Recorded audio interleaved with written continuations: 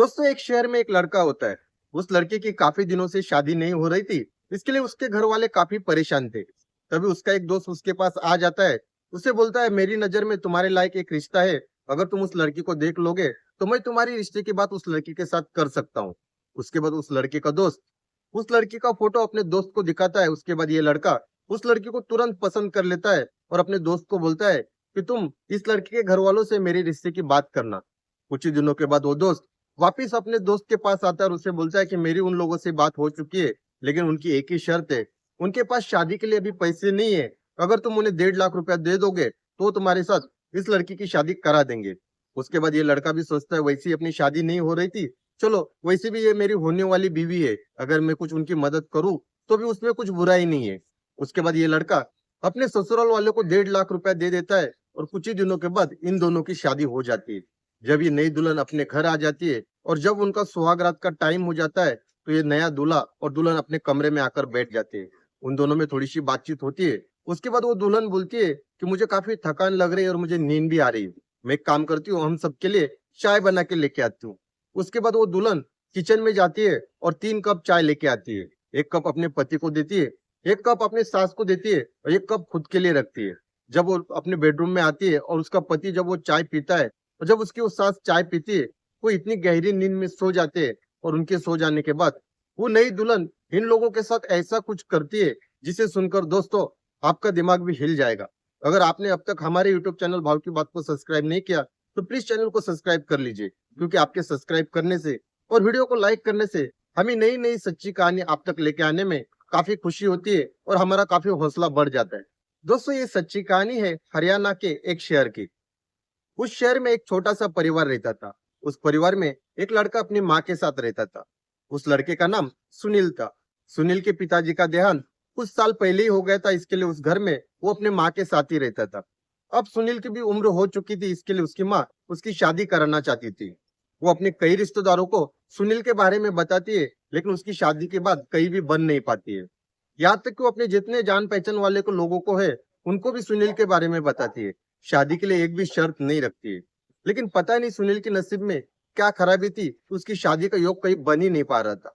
तभी एक दिन उसका दोस्त उसके पास आकर उसे बोलता है कि मेरी नजर में एक रिश्ता है। अगर तुम उस लड़की को पसंद कर लोगे तो मैं उस लड़की के घर वालों से तुम्हारे रिश्ते की बात कर सकता हूँ।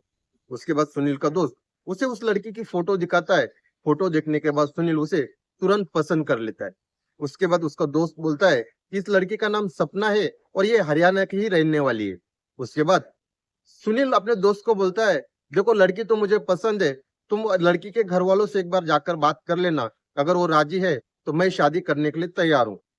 उसके बाद सुनील का दोस्त कुछ ही दिनों के बाद वापिस आकर सुनील को बोलता है कि लड़की के घर वालों से मेरी बात हो चुकी है, वो शादी करने के लिए तैयार है, लेकिन एक ही प्रॉब्लम है कि उनके पास शादी करने के लिए अभी पैसे नहीं है। अगर तुम उनकी कुछ मदद करोगे तो सपना के साथ तुम्हारी शादी वो लोग जल्द से जल्द करा देंगे। उसके बाद सुनील की माँ भी बोलती है कि हमने इतने सारे रिश्ते देखे, तुम्हारे लिए किसी ने भी हाँ नहीं बोला। अगर ये सामने से रिश्ता चलकर आया है, अगर उनकी सच्ची में आर्थिक परिस्थिति खराब है तो हमें भी उनकी मदद करनी चाहिए। इसके बाद सुनील अपनी माँ के कहने के ऊपर अपने दोस्त को पूछता है, तो तुम उनसे बात कर लेना, उन्हें शादी के लिए कितना पैसा चाहिए। उसके बाद वो दोस्त सुनील को बोलता है कि उन्हें शादी के लिए कम से कम 1.5 लाख रुपया लगेगा। इसके बाद सुनील अपने घर से 1.5 लाख रुपया लेके आता है और अपने दोस्त को दे देता है। कुछ ही दिनों के बाद सपना और सुनील की शादी हो जाती है और सपना अपने ससुराल आ जाती है। जब सपना अपने ससुराल आ जाती है उसके बाद शादी की सारी रस्में पूरी की जाती है। जैसी शाम होती है, शाम होने के बाद खाना सबका साथ में हो जाता है। उसके बाद सुनील और सपना अपने कमरे में पहुंच जाते हैं। सपना और सुनील जब अपने बेड पर बैठते हैं तभी दोनों एक दूसरे से बातचीत शुरू करते हैं।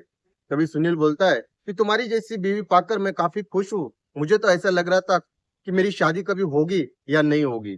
तभी सपना बोलती है कि ऐसा कुछ नहीं होता, आप ही इतने अच्छे हो और आपकी शादी कैसी नहीं होती। उल्टा मैं खुश नसीब हूँ कि आपके जैसा लड़का मुझे मिला है।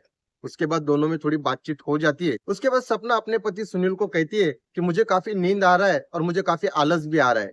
एक काम करती हूँ, मैं हम सबके लिए चाय बनाती हूँ। चाय पीने के बाद हम सबका मूड फ्रेश हो जाएगा, उसके बाद अपन बातचीत करते हैं। उसके बाद सुनील बोलता है, हाँ ठीक है, मेरे लिए भी 1 कप चाय बना लेना।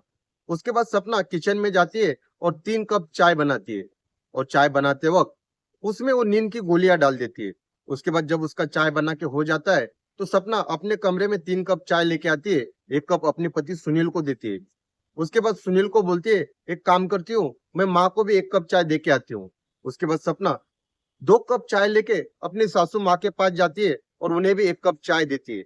जब सासू माँ का चाय पीकर हो जाता है, तो उसके बाद वो वापस अपने कमरे में आती है। कमरे में आने के बाद सुनील उसे बोलता है कि चाय पीने के बाद मेरा सर काफी भारी हो गया है और मुझे काफी नींद आ रही है। तभी बेड पर बैठे बैठे सुनील वही लेट जाता है। उसे गहरी नींद लगती है। उसके बाद सपना अपने सासू माँ के कमरे में जाती है। वहां पहुंचने के बाद देखती है कि उसकी सासू माँ भी अब बेहोश हो चुकी थी। उसके बाद सपना घर की एक बैग उठाती है और उसमें जितना भी सोना पड़ा था, पैसा पड़ा था, सब उस बैग में डालती है और वहां से वो चली जाती है। जब दूसरे दिन का सवेरा होता है, तो आजू बाजू के लोग देखते हैं कि सुनील के घर का दरवाजा अभी भी बंद है। वैसे तो सुनील की माँ रोज सवेरे जल्दी उठती थी, लेकिन आज सवेरे के 9 बजे है, लेकिन अभी भी दरवाजा बंद कैसे हो सकता है। उसके बाद आजू बाजू के लोग वो दरवाजा खोलते, उसके बाद उनके पड़ोसी घर के अंदर आ जाते हैं और जब सुनील के कमरे में जाकर देखते तो सुनील अब तक सो ही रहा था। उसके बाद जब सुनील की माँ के कमरे में पड़ोसी जाते हैं, तो उनकी माँ भी अभी तक सो रही थी। काफी उनको जगाने के बाद उनकी नींद खुल जाती है। उनके बाद वो उठने के बाद बोलते हैं कि रात को हमने हमारी बहू सपना ने चाय बनाकर पिलाया था, उसके बाद हमें इतनी गहरी नींद लगी कि अब तक आंख ही नहीं खुली। उसके बाद बोलते हैं कि तुम्हारी बहू तो तुम्हारे घर में है ही नहीं। उसके बाद सब लोग जब इधर उधर देखने लगते हैं, तो घर का कपट खुला हुआ पड़ा था। उसके अंदर के पैसे गहने सब कुछ गायब था। तभी सुनील और उसकी माँ को पता चलता है कि वो लड़की सब कुछ लेके यहाँ से चली गई है। इसके बाद तुरंत सुनील और सुनील की माँ पुलिस स्टेशन पहुंचते हैं और पुलिस स्टेशन पहुंचने के बाद सपना के खिलाफ एक एफआईआर दर्ज कराते। अभी भी सपना की तलाश जारी है, लेकिन अभी तक वो मिली नहीं है। दोस्तों, सुनील और सुनील की माँ ने इस लड़की सपना के बारे में अगर पूरी जानकारी निकाली होती, तो उनके साथ ऐसा धोखा आज नहीं हुआ रहता था। दोस्तों, समाज में ऐसी बहुत सी घटनाएं हो रही है जिसे हमें ध्यान देना चाहिए। अगर हमारे आसपास ऐसी कुछ घटना होती है, तो इसकी जानकारी सबसे पहले पुलिस स्टेशन में देनी चाहिए और हमें अपने आजू बाजू के लोगों को सावधान करना चाहिए। दोस्तों, ये कहानी सुनाने के पीछे किसी की भी भावनाओं को ठेस पहुंचाना नहीं है, बल्कि जो समाज में हो रहा है वो सारा सच आप तक लेके आना है। दोस्तों, इसी तरह की सच्ची घटनाओं के लिए हमारे यूट्यूब चैनल भाव की बात को सब्सक्राइब करें और बेल आइकन को दबाना मत भूलिए। तब तक के लिए अपना ख्याल रखिए, स्वस्थ रहिए। जय हिंद।